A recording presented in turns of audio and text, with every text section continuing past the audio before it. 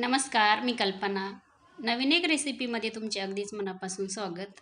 चला, सर्वात पहिले आपल्याला इथे मसाला बनवून घ्यायचा आहे. शेंगदाणे भाजून घेतलेले आहे. त्याचं साल काढलं नाही मी, तुम्ही साल काढू शकता. आता हे माझे घरचे शेंगदाणे आहे आणि हे लाल शेंगदाणे ना खूप छान असतात चवीला.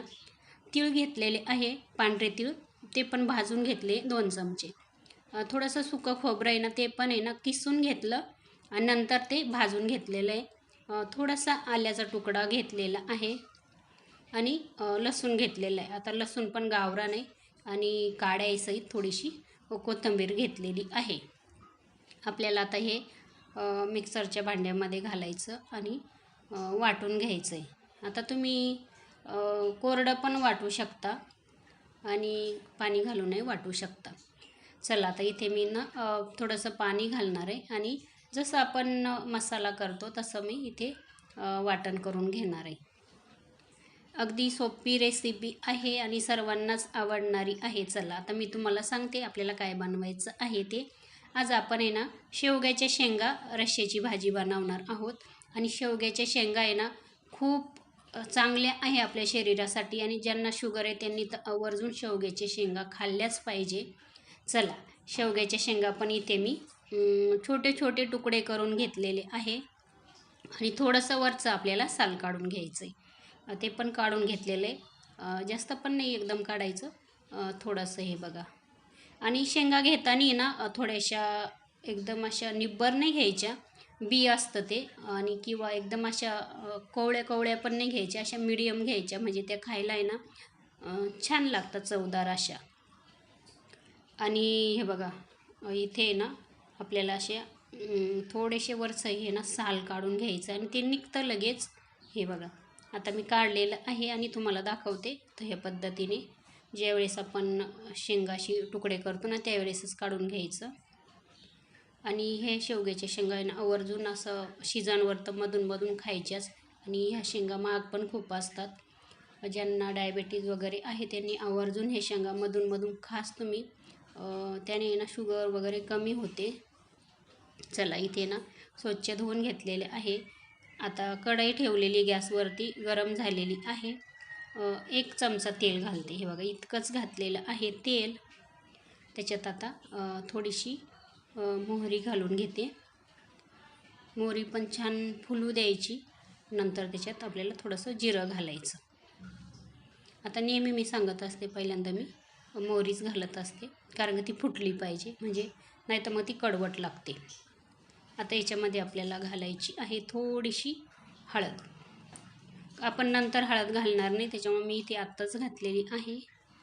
याच्यामध्ये आपल्याला आता घालायची आहे शेंग तुकडे करून घेतलेली.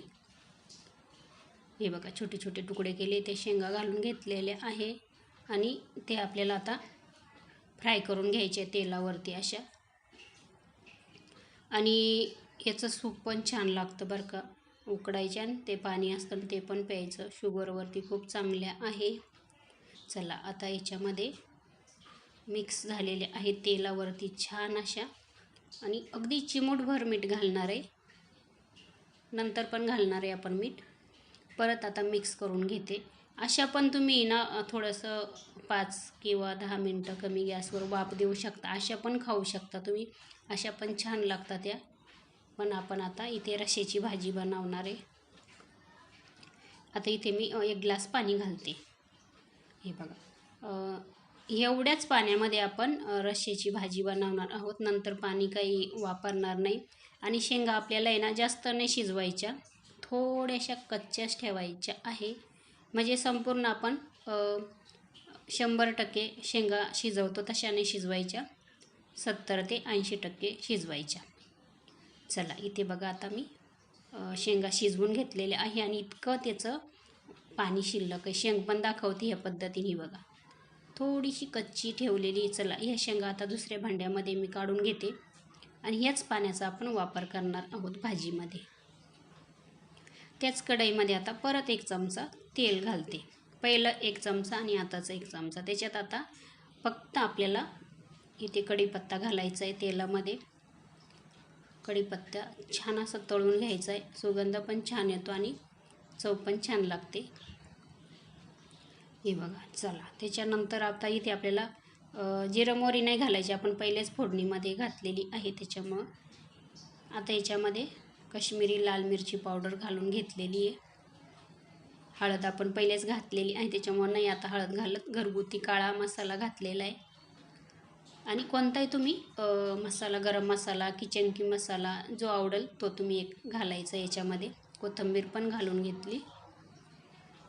मिक्स करून घ्यायचं. आता तुम्ही तेलाचा वापर जास्तही करू शकता, मी जास्त तेलाचा वापर करत नाही.